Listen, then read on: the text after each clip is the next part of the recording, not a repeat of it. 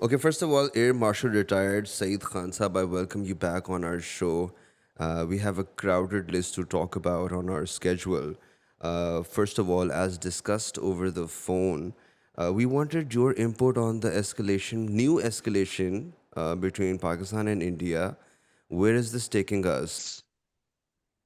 Thank you very much, Ali, for inviting me again to your talk show. It's always a pleasure and an honor to be here. Um, this is the question, Ali, everyone is asking in Pakistan these days. And my general answer to them is that, every country's response to situations is actually, a way of showing that what are the things important to that country. Right? The two main combatants in May 2025 were Pakistan and India. And today, both the countries have different objectives to achieve. Pakistan has moved forward after giving a bloody nose to the Indians. We are no more doing chest thumping. We are no more going to capitals and trying to prove the people that we have won a conflict.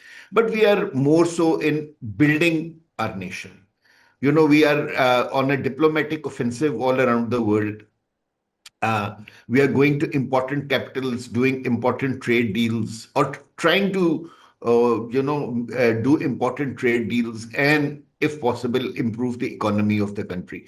So today, Pakistan's priority is, to improve its economy. But on the other side, it is so very unfortunate to see that they are stuck in May 2025.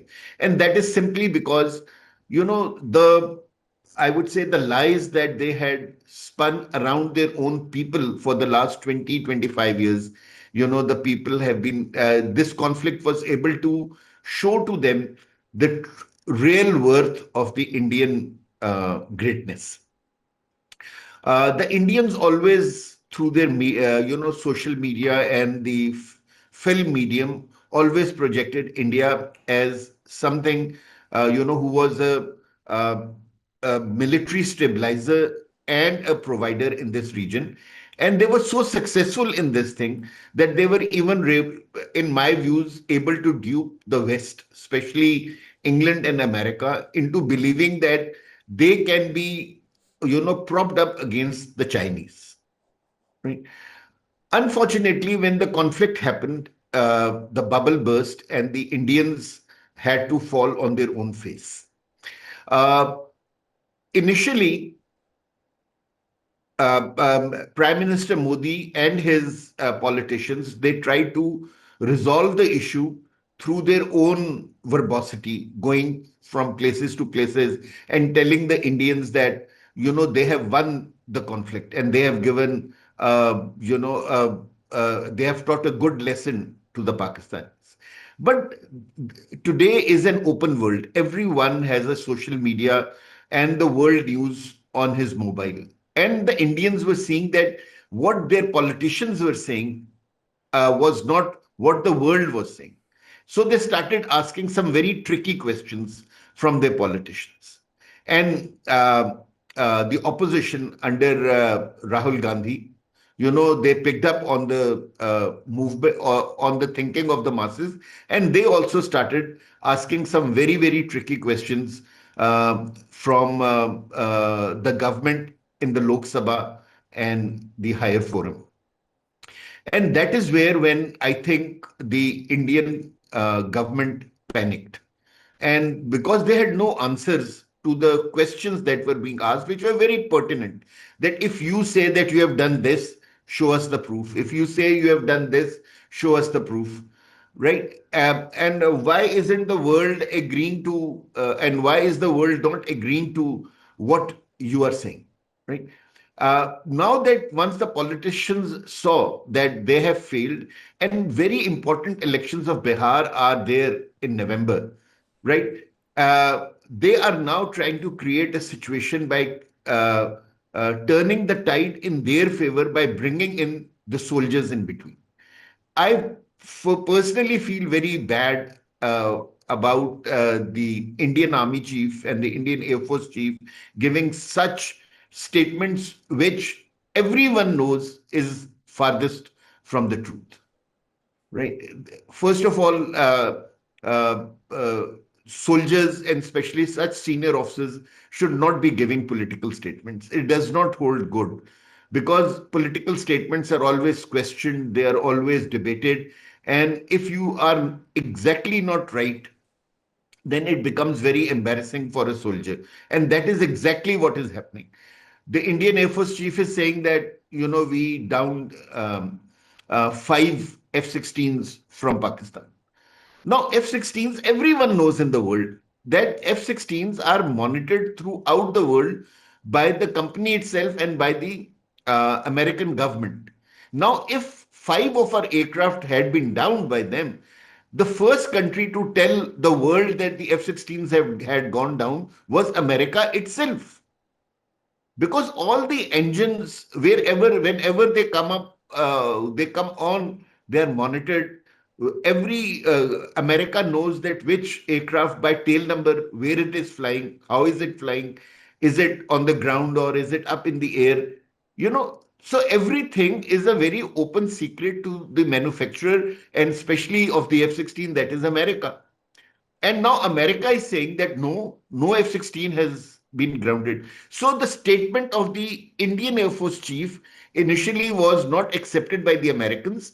And now in our own country, some very critical noises like educated people like you, Ali, are now questioning them.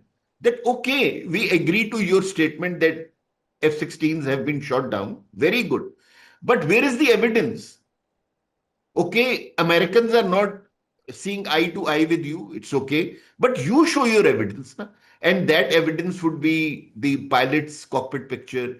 That would be the ground based radars picture. You would also show, if there is a debris or if there is an intelligence, uh, information that is available to you. Now, like when we downed the aircraft, we exactly told them that this was the ground location, this was the geo reference, this was, this is where we are giving you an audio, proof that the aircraft is going down. Here we are telling you, and and after all our proofs, it were the French that said yes, three of our aircraft have gone down. Right? So the world is an open world today, and nobody can hide anything or nobody can tell a lie. So slowly and gradually, unfortunately, Indian politicians as well as the soldiers have lost their prestige and respect in the eyes of the Indians and the world itself. Now, how would the things move forward? Would I would say it would primarily be dependent on two things. One, how does the BJP and RSS gauge their popularity in the Bihar elections? One. And number two, what is the level of desperation of Prime Minister Modi at this time? Right? If they seem to be losing the elections, they will definitely do something, maybe small, a small incursion across the LOC or international border, destroy a building or two, and then through their media claim it to the world that they have destroyed a terrorist camp or something of that. If we wanted to make a terrorist camp, will we, Ali, make it close to the border? If we ever thought of making it, it'll make it deep inside our country. We won't even let you know where it is, you know but Pakistan is not into these things. Like I said, Pakistan today is not doing anything. The farthest thing on our mind at this very moment should be to be getting into a conflict, because we are looking for investors, we are looking for our economy to get better. Who will come into Pakistan to invest, or will our local investors also invest if the situation within the country is not good? Not possible.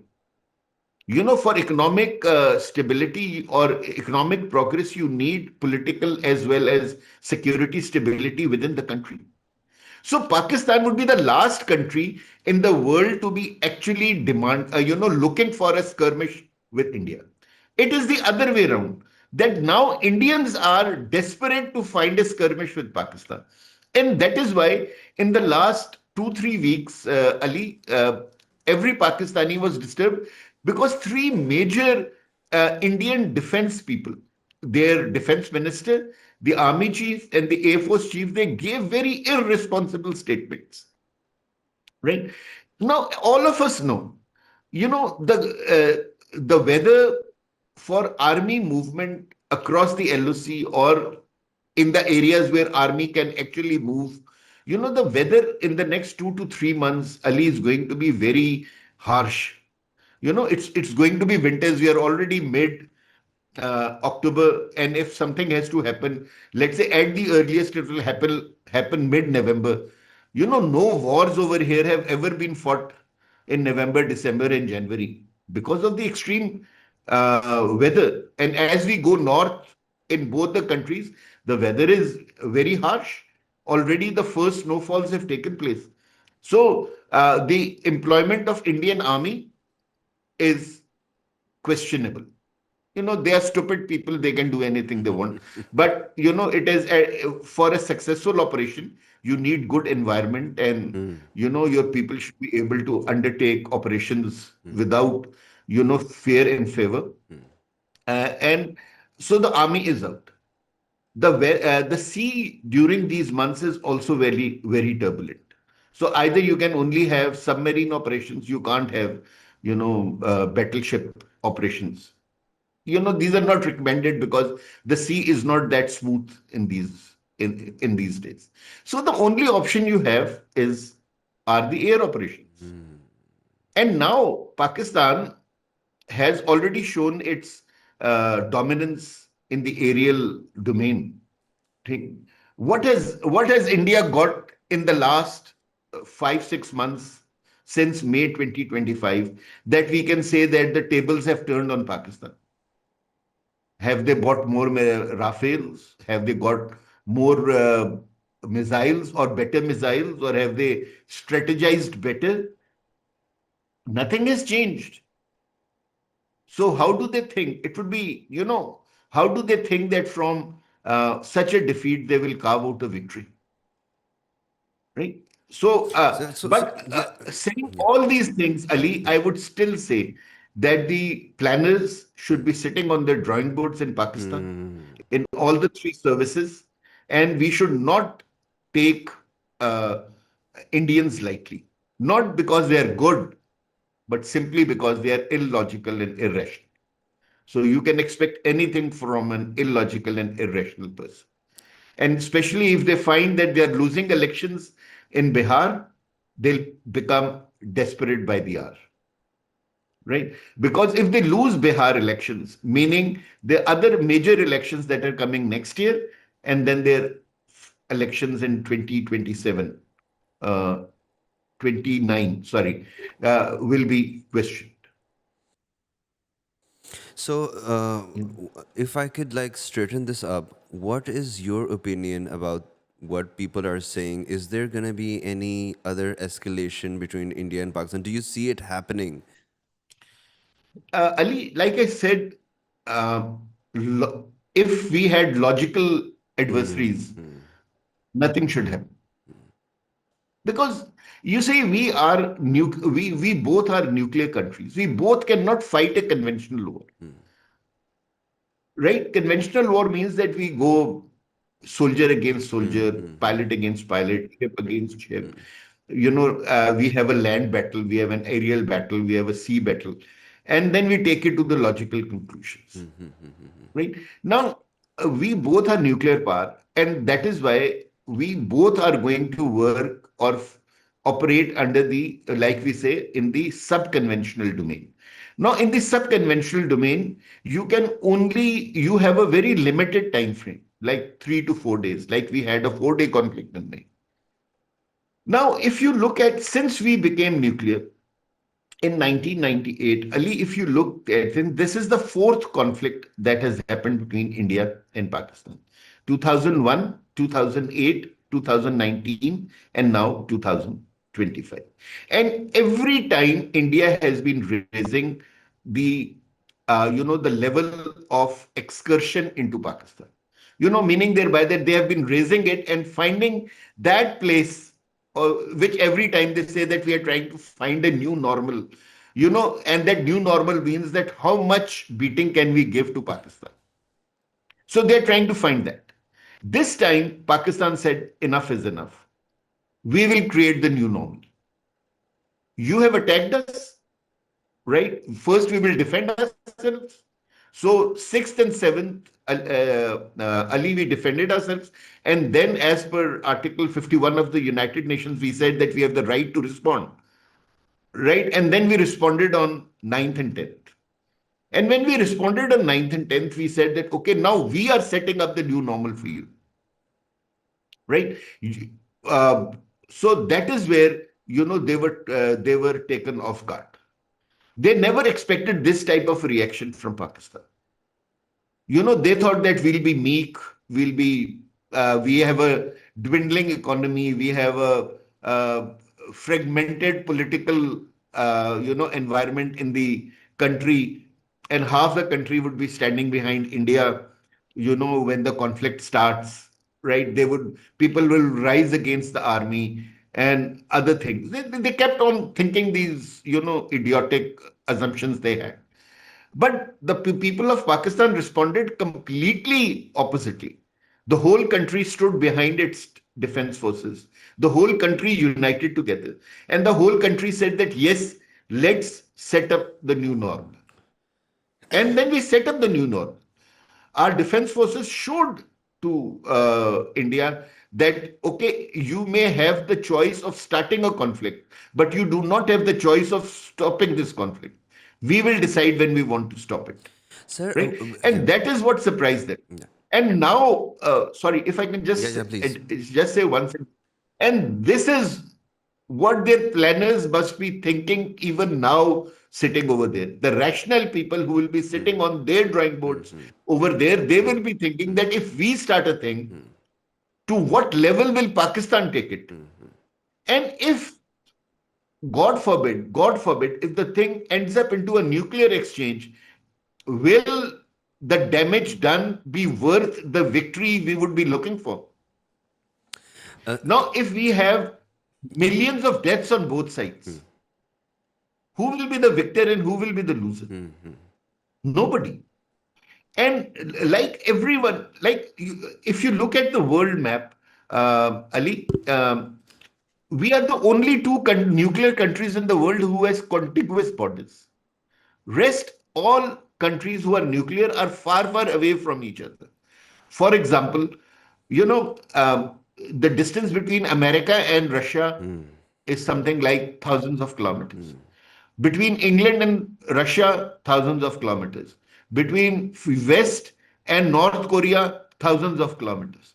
But between Pakistan and India, the distance is 100 Zero. kilometers, 200 kilometers. So the time of flight of a nuclear weapon would not be more between something like 2 to 5 minutes. Sir, This time is too less for a nation to, react. react to a weapon that has been launched. So this should be the constraint. And now I think, in my view, if there are logical and logical minds over there, they would be advising their government not to do anything. But then, like, I've been saying since the beginning of this podcast that at this very moment, RSS and BJP have taken a big hit. Their Hindutva policy seems to be falling apart, and they are very, very desperate. And you can expect anything from a desperate person. Sir, So even yes, yeah, even after saying all this thing, I would say we should expect something from India. okay. And if they have to do it, they will either do it in the next 1 month, or they will have to then take it to beyond March next year. Okay. Okay. Sir, as you said in our previous podcast, you gave us such a great insight that the soldiers which were conveying their leaders that we are not capable of going into war right now were being fired. So this is what Hmm. would be happening again. Either the officers would be in tremendous pressure, or they know that they're going to get fired if they don't do what the political government is saying. Having said that, Sir Creek is being mentioned a lot. What is Sir Creek, if you can like educate our audience, and why is it being mentioned in the news so often when we talk about the new escalation between Pakistan and India? Uh, let's say Sir Creek is a 90-kilometer wide, long stretch of coast between India and Pakistan. It separates Karachi and Gujarat, right? But it's a marshy area. It's a marshy land, and as such, no naval operations can take place over there. You can only go there in small boats or, canoes. There is lot of wildlife over there, sea wildlife over there, and as such, both the countries, they uh, have a lot of liking for that area. Okay. In 1913, there was a Bombay Pact made, and in that pact, the Sir Creek area was very easily marked. Uh, so, according to that map, when Pakistan and India became, two separate countries, Sir Creek should have become a part of Sindh, right? So, on the basis of the Bombay Pact, we claim Sir Creek, the complete Sir Creek, to be a part of Pakistan. Pakistan. So that was our initial claim till we, had a Shimla agreement with India. So in the Shimla agreement, Sir Creek was divided into two parts: 45 kilometers to one country, 45 kilometers to the other country. But because no physical borders could be made over there, it is always um, an area which is being, overstepped by both the countries now and then, because there is no physical feature to actually say that this is 45 kilometers, and now 45 kilometers have finished, and now this is the Indian territory, or this is the Pakistani territory. So over there, both the countries have some checkposts and nothing more than that, right? Unfortunately, the Indians now, they want to take over, they want to start a conflict, right? And so, if they want to start a naval conflict, they have found Sir Creek to be an area where they can exploit and say, "Okay, no, no, no, no, you have come into our area, and now we are going to respond back."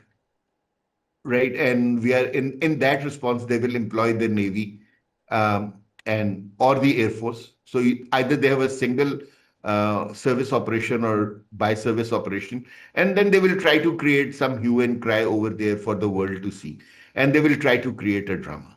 So uh, if they want to if they want to employ the Navy, Sir Creek will be one reason to do that. So there is nothing much over there for both the countries to be fighting on. But because it is an area which has no physical features, no boundaries, so therefore an area which is easy to be fought upon, They're and that saying is they're saying the main thing. Pakistan is encroaching into Indian territory, especially the military. They're making installations right on the Sir Creek border. Could we get any confirmation on that? Both the countries have it. Yeah. But like I said, it's a marshy area. Yeah. How big a cantonment can you have?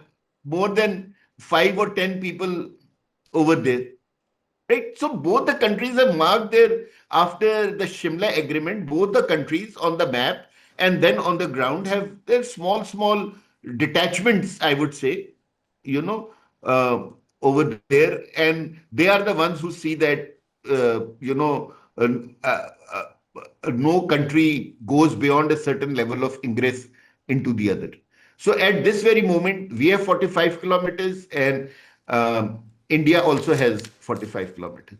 Now, if they want to create an issue over it, yes, they can.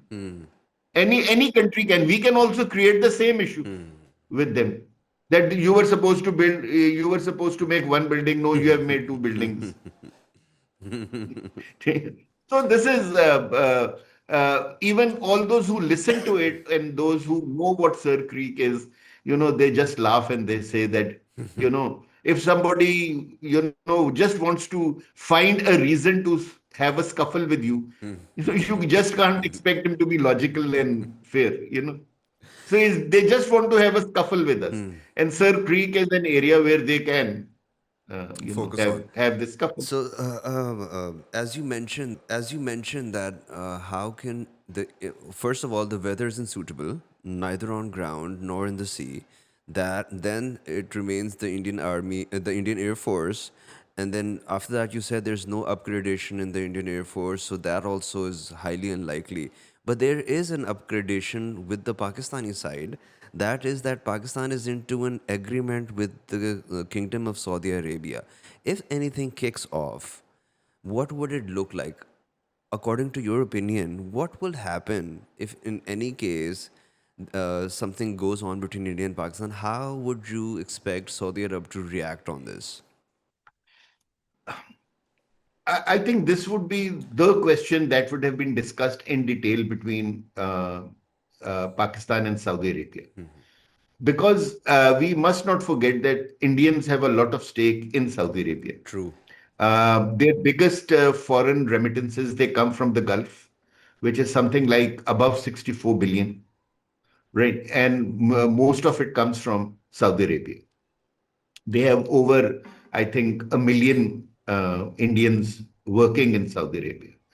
So we must have discussed this thing in detail, which I think we have. And the Saudis should have given us this assurance that in case of a conflict with anyone, they would be standing shoulder to shoulder with us. And this is one of the reasons why I think that the Indians will be very, afraid of going into a conflict with Pakistan. Why? Because if their people are repatriated from Saudi Arabia, they will have a big loss on their foreign remittance as well as, jobs that they have in the Gulf, because Saudi Arabia will not be alone, right? So I think Pakistan has done a a great thing by signing this strategic agreement with Saudi Arabia, and we have given a type of a sovereign guarantee to Saudi Arabia that nobody can touch you. So if Saudi Arabia has to pay that price for us, I'm sure this must have been discussed in detail. I'm very positive that Saudi Arabia would be standing with us, because such situations with both the countries can happen. Like there are certain uh, you know, friends of ours who are not seeing eye to eye with Saudi Arabia. And Saudi Arabia too has certain friends which we do not look eye to eye with each other. So when we sign a strategic agreement with them, we have been having a defense agreement with them since the late 70s with Saudi Arabia. So, from a defense agreement, if we have gone to a strategic defense agreement, it means that we have given them a lot of surety. And you see, you will be very, I'm sure you must have seen into it also, that the West, and especially the Americans, did not object to this defense deal at all. And neither did Russia or China, right? Nobody passed a negative opinion or a negative remark on this defense deal, because everybody thought that this was something good, for both the countries. So I really think that the Saudis uh, will stand shoulder to shoulder with us in case of a foreign. If India, does something which is illogical and irrational. But Ali, let me say one thing more over here. This also puts us under a lot of responsibility and pressure too, because we cannot do ourselves, anything which is considered irrational or illogical by the world, because nothing will be hidden from from our friends or our foes. right? So the Pakistan also has to behave in such a mature way that people have more faith in you as a regional security stabilizer than they see you as a country which is creating unrest and upheaval in an area where people are wanting to improve their economies, to improve the life of their people. So it is so Right. it's all So yeah. both the Pakistan also, in my view, has to behave very responsibly. Hmm. So it's so very fruitful always talking to you because you come in with both experiences. You were also an ambassador in Syria. You have this eye of looking at things from a different level. So taking that forward, how would you think that the international community will respond if India goes on with some escalation? How would, because we have had a talk with Saudi Arabia about Saudi Arabia, what else would you think the international community? Let's start from America. How do you think that America would see all this? Till the time Mr. Trump is there, um, I think the first reaction would be that they are big boys, they'll sort out among themselves. The first comment he gave when, on the 5th of May. Right? So I expect the first comment to be that. Um, But you see, I've been saying repeatedly in this podcast that, the world today is no more the world uh, we saw 20, 25 years ago. Today, it's an open world. Everyone knows what the other country or the other person is doing, right? So, unfortunately, for Indians and fortunately for us, since May 2025, the world looks with suspicion at India and with respect towards us, right? They respect us because in that conflict, we not only won that conflict, victory has its own friends, but they also saw that Pakistan was a country which behaved very maturely. We did our diplomacy very well. We did our media was very responsible. Whatever you people were saying, people were agreeing to that. You people were not spinning things as the Indian media was trying to do it. And everything what they said, the world realized they were telling lies. Right. So nobody likes a country or a person who tells lies and is not dependable. So, unfortunately for India and fortunately for us, today the world looks at us as a far better country than India. But again, Tahir, I will say, Ali, that, these are fleeting moments in history. Things don't remain constant in real politics. At the end of the day, it is the benefit that one country can give to the other. We should also not forget that India is a very big country of 1.4 billion people, meaning thereby that it's a big market for countries which are looking for markets abroad, right? So we have to be very intelligent in from how we behave for the next 15 to 20 years. We have to create that. We are also a big country with 250 million people, right? So we have to create that environment within our country that there are economic stakes of important capitals in Pakistan. If Pakistan and India go to war and something happens to Pakistan, there is a great economic loss to certain capitals in the world. And that is where we must be concentrating, and we are concentrating. And like I said, that Pakistan has moved ahead and we are now working in our economic domain. So if we play our cards well, we have the world interested in our country, not only on the on the defense level, but also on the economic and political level.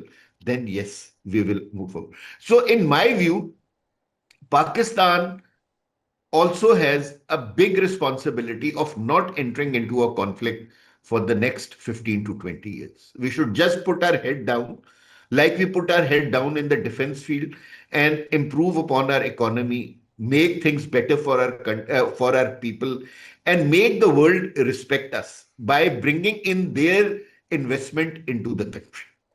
And once they bring in their investment, we should be seen as good people to do business with. Right? So we have a big responsibility now. These were the things we never thought about, 6 months earlier. But God has given us an opportunity, and I wish and pray, Ali, with you that we do not waste this opportunity, because these are fleeting moments. They come, momentarily. Those who benefit will reap the fruit, and those who do not benefit, will suffer the consequences. True. We have got two more questions. One, Pakistan has been okayed to get some US missiles. I think those are AMRAMs. If you could like educate on us on that. Uh, Ali, AMRAM is the missile that was designed for USAF's long-range interceptions. Okay. AMRAM means Advanced Medium Range Air-to-Air Missile, right? And AMRAM 120 was the missile that um, the Americans were using. And the longest shot before May 2025, which they had at 100 kilometers, was by AMRAM, and that was known as 120D. Uh, the missile that the Americans gave to us with the upgraded F-16s was AIM 120C5, right? And now what they have done is that as the world is improving, as the other countries are also building better missiles, like the French have built the Meteor, the Chinese have built the PL-15. So they also wanted to improve upon their missile for their aircraft, and they improved upon the AIM 120, which is the AMRAAM, and now they have two more versions, which is known as C8 and D3, right? So it is AMRAAM C5 we had, and now they are going to give us C8 and AMRAAM D3. These are the missiles which have a range of something like 180 kilometers, the same range as the PL-15. And they can only be at this very moment put on the upgraded F-16s that we have. But now think of it.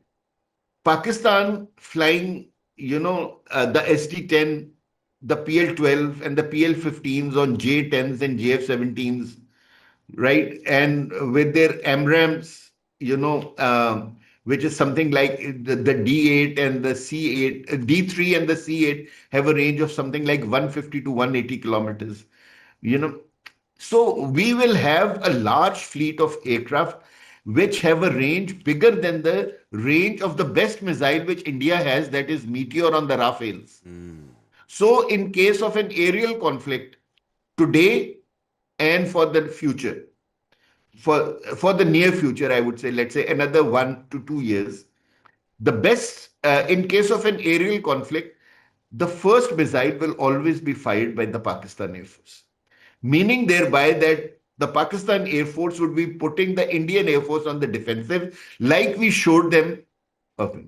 Now add other domains like satellite and cyber and other domains into it, and we have shown them that how can we do a silent kill also without using our radars, right? So we have shown them the capability that if a missile has the capability to hit at, let's say, 200 kilometers, which PL-15 can, then we also have this capability of hitting the target at 200 kilometers.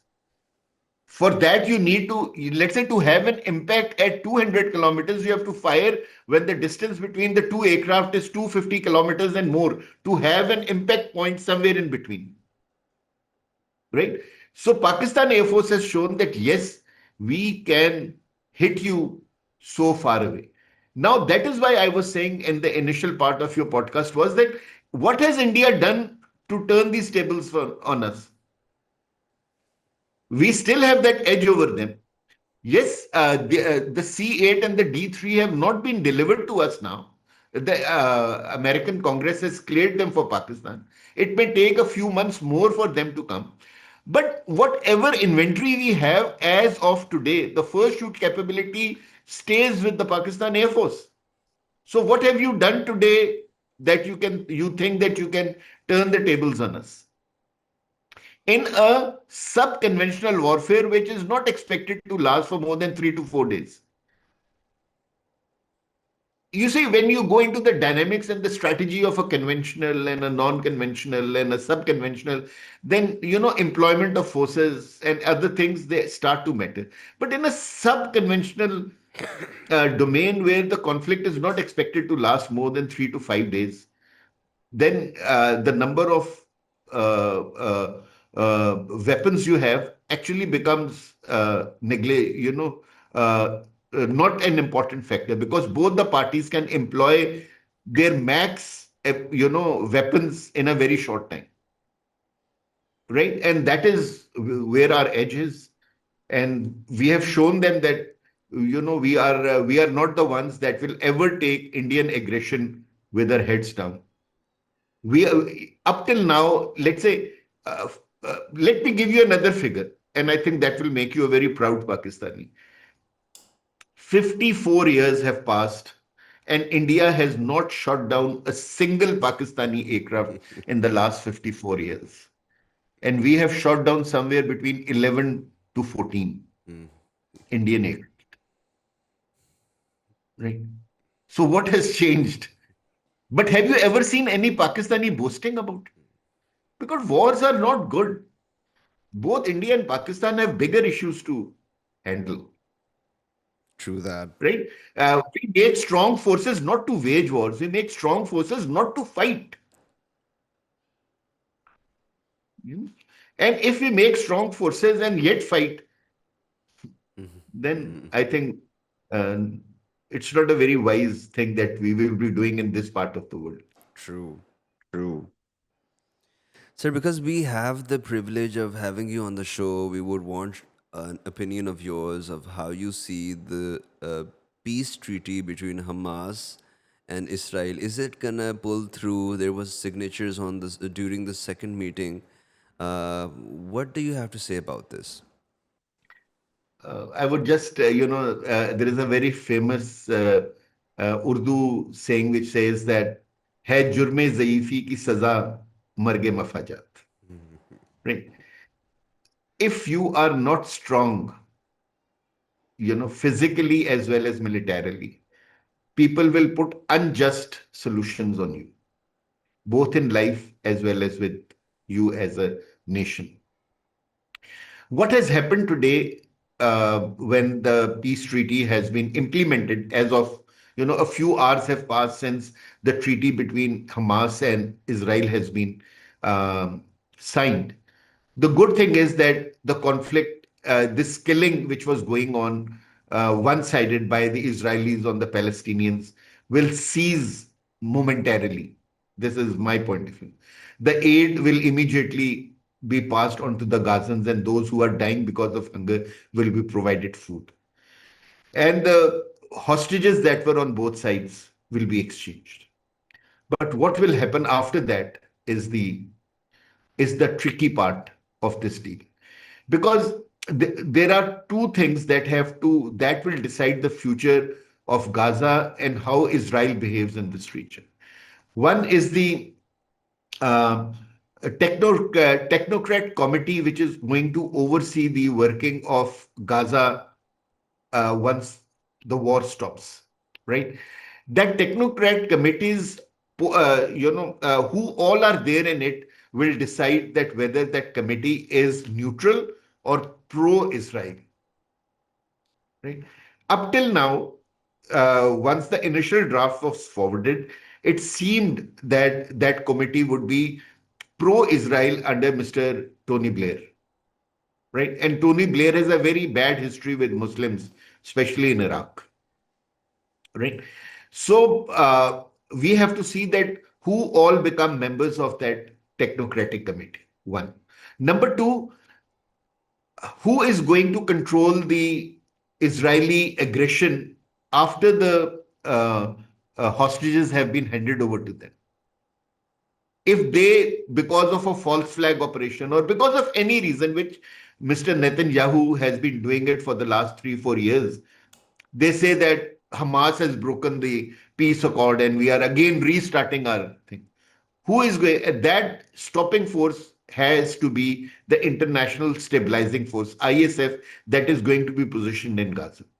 So, what will be the formation of that ISF, and under whose control it will be, and under whose protection it will be? Will it be given a cover by the Americans, by the United Nations, or by and the GCC and the Arabs in that region? So all these things either have not been agreed upon or have not been told to the world that how these things are going to proceed. So yes, for the next 1 week, we can be happy, in my view, that the bombing will stop, the killing will stop. But what will happen after 1 week is anybody's guess. Because if we look at history, Israel is not a trustworthy country. And with Mr. Netanyahu at the helm of the affairs, they are the most, ruthless country at this time in the world. So what happens after 1 week? Nobody knows. And I think Hamas will not de-arm themselves till the time these guarantees are provided to them. And we have to, if we are offered, let's say, if the Muslim world is, by we, I mean the Muslim world, if the Muslim world is offered to put its soldiers over there, put their boots on ground, we should not hesitate. In my view, we should not hesitate. We should go there, and God forbid, if something happens, we should tell the Israelis that not all Muslims can be browbeaten by you. Indonesia, We know how to handle those. yeah, Indonesia did announce sending their soldiers there, and I think there are other countries who are willing to send their soldiers. Now, Ali, the president of Indonesia offered to send, Okay. right? But this force is going to be made by the mediators who are presently handling this peace accord now. And they are the Americans, the Qataris, and the Egyptians. Egyptians. So they will decide. The fourth country I would say would be Turkey. So we have three strong Muslim countries, deciding this factor. So I think as the negotiations move forward, we must provide protection. We must have a very just technocratic committee which looks after the future, administrative measures of Gaza. And we should have a very strong ISF which should ensure that one, Israel does not carry out aggression again, and it should have the international cover to respond to Israel if Israel breaks the peace accord. Remember one thing, Ali, in life and between countries, there is no justice or there is no peace between unequals. Peace is always between equals, right? Till the time Israel knows that, I can also be equally destroyed by the opposing force if I break this peace plan, right? Only then they will stop. Otherwise, they will continue to do aggression. They knew that Palestinians cannot do anything, and just look at it. That what have they done in the last 2 years? 70,000 people dead, more than 15,000 children dead. People dying, thousands of people dying due to hunger. This never happened even in the Holocaust. And remember, the West has come to uh, the help of the Palestinians because the masses were abhorred by what the Israel was doing. But the governments, they were also now getting scared because nobody now talks of the German Holocaust in 2025.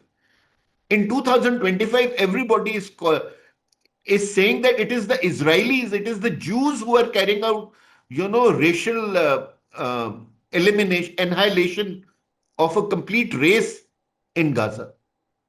So today's Germans are the Israelis. So for the next 100 years, the Israelis will be called the country, which has carried out the Holocaust. And was the thing that was that is now scaring the Western governments. Right? So, there is something, uh, uh, if we want peace in that region, we have to have a strong opposing force. But if there is none, I can assure you that after a month, we'll be sitting here and talking of another round of human, destruction at the hand of the Israelis.